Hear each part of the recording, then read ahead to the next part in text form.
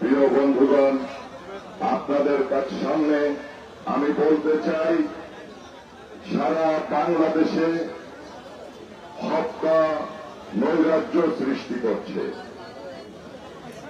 মহান মুক্তিযুদ্ধের মাধ্যমে আমাদের অর্জিত স্বাধীনতা আজ ভুল লুণ্ঠিত। আজকে ওই বিকৃত মানসিকতার জামাত বিএনপি তারা স্বাধীনতায় বিশ্বাস করে না। আজকে যারা দ্বিতীয় স্বাধীনতার কথা বলে, স্বাধীনতার অর্থ কি শিশু হত্যা? স্বাধীনতার অর্থ কি আমাদের এই স্বাধীন বাংলাদেশের থানা লুট? স্বাধীনতার অর্থ কি জেলখানা ভেঙে ফেলা? প্রিয় বন্ধুগণ, যারা আওয়ামী লীগের নেতা কর্মীদের বাড়িতে আক্রমণ করেছে সারা বাংলাদেশের বিভিন্ন জায়গায়, আমার হাজার হাজার নেতা কর্মীকে হত্যা করেছে, এই হত্যার বদলা নেওয়ার দৃঢ় অঙ্গীকারের দিন আজ 15ই আগস্ট। প্রিয় আপনারা ধৈর্য সহকারে অল্প সময় দেন, আমি বেশি বক্তব্য রাখবো না। আজকে সারা বাংলাদেশে এই 15ই আগস্টকে কেন্দ্র করে ওই বিএনপি জামাত বিভিন্ন কর্মসূচি দিচ্ছে। বঙ্গবন্ধুর পাথরের মূর্তিকে ভেঙে ফেলা যায়, ছবির বঙ্গবন্ধুকে মুছে ফেলা যায়, কিন্তু কোটি কোটি বাঙালির হৃদয়ের বঙ্গবন্ধুকে কখনোই এদেশ থেকে মুছে ফেলা যাবে না। অনেক বড় পরিবার বাংলাদেশ আওয়ামী লীগ যে সময়ে সংগঠন পরিচালনা করছে, সারা বাংলাদেশে আওয়ামী লীগের নেতা কর্মীরা অত্যন্ত সুসংগঠিতভাবে সংগঠিত হচ্ছে। বন্ধুগণ, আপনারা দেখেছেন 5ই আগস্টের ঘটনার পরে 6 তারিখে আমরা এই বঙ্গবন্ধুর মাজার থেকে শপথ নিয়েছি। আমাদের শপথের সাথে সাথে সারা বাংলাদেশের মানুষ জাগ্রত হয়েছে, তারাও শপথ নিয়েছে জাতির জনক বঙ্গবন্ধুর কন্যা দেশরত্ন শেখ হাসিনাকে দেশে ফিরিয়ে আনার আগ পর্যন্ত তারা ঘরে ফিরে যাবে না। ঢাকা শহরে আপনারা দেখেছেন গতকাল আমাদের স্বাধীনতার মহান স্থপতি বঙ্গবন্ধুর বাড়ি, হাজার হাজার স্মৃতি বিজড়িত যে জায়গা বাংলাদেশের স্বাধীনতার ইতিহাস, সেই বাড়িকে অবমাননা করা হয়েছে, বঙ্গবন্ধু জাদুঘর পুড়িয়ে দিয়েছে।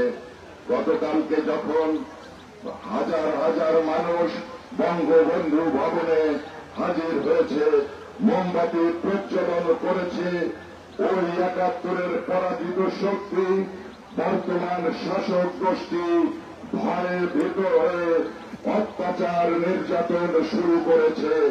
আজকে আমাদের গোপালগঞ্জের যারা ঢাকায় অবস্থানে ছিল, তারা যখন ওই 32 নম্বরের সামনে যাওয়ার চেষ্টা করেছে, তাদেরকে নির্মমভাবে সেনাবাহিনী এবং পুলিশের সহযোগিতায় নির্যাতন করছে। এই অবস্থা চলতে পারে না, এই অবস্থায় আমরা চলতে দেব না। আজকের দিনে প্রয়োজনে আজকে এই মাজার থেকে, বঙ্গবন্ধুর মাজার থেকে ওই দেশে আন্দোলনের ডাক দিচ্ছি। সারা বাংলাদেশের মানুষকে ঐক্যবদ্ধ হয়ে ঢাকা অভিমুখে আমরা যাত্রা করে ওই অপশক্তিকে বঙ্গবন্ধুর সোনার বাংলা গড়ার দৃঢ় প্রত্যয় ব্যক্ত করছি। দেশরত্ন শেখ হাসিনাকে বাংলাদেশের মাটিতে সসম্মানে ফিরিয়ে আনার দৃঢ় অঙ্গীকার ব্যক্ত করছি। দৃঢ় অঙ্গীকার ব্যক্ত করছি। আমাদের যে সমস্ত বাড়ি জ্বালিয়ে দেওয়া হয়েছে, আমাদের যে সমস্ত ভাইদের হত্যা করা হয়েছে, তাদের প্রত্যেকটা হত্যার বদলা আমরা নেবই নেব। আগামী দিনের লড়াই সংগ্রামের জন্য প্রস্তুত থাকবেন। এই সরকার তাদের ধারণা জগদ্দল পাথরের মতো এই বাংলাদেশে শাসন দীর্ঘ সময় চালাবে। আমরা সেটা হতে দেব না। অবিলম্বে তাকে নির্বাচন দিতে হবে।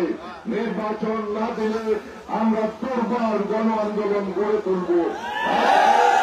বাংলাদেশের সংস্কার, আরে ওই তোরা কি করবি? বাংলাদেশের সংস্কার তো শেখ হাসিনা করেছে।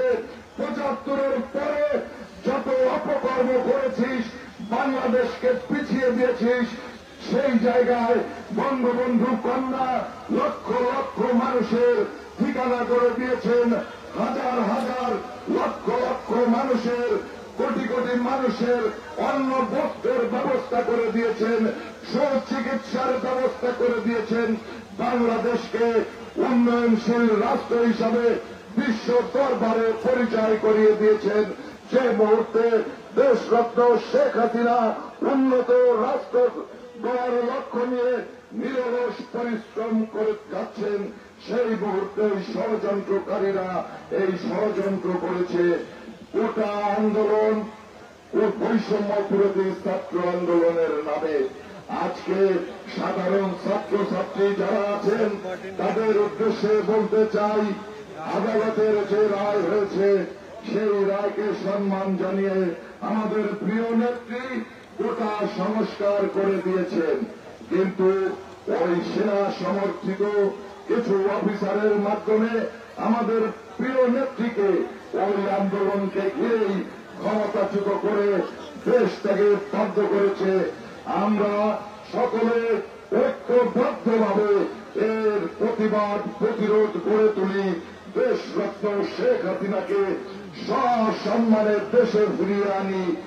আর একটা ছোট্ট প্রশ্ন আপনাদের কাছে, যে ৫ তারিখ পর্যন্ত যারা আইন শৃঙ্খলা দেশের আন্তর্জাতিকভাবে বাংলাদেশকে পরিচয় করিয়ে দেওয়ার জন্য যে স্থাপনাগুলো দেশরত্ন শেখ হাসিনা করেছেন, সেই সমস্ত স্থাপনা জ্বালিয়ে দেওয়া এবং বাংলাদেশকে পিছনের দিকে নিয়ে যাওয়ার অপচেষ্টার সময় যারা পুলিশের গুলিতে নিহত হয়েছেন তারা তো দায়িত্ব পালন করেছে।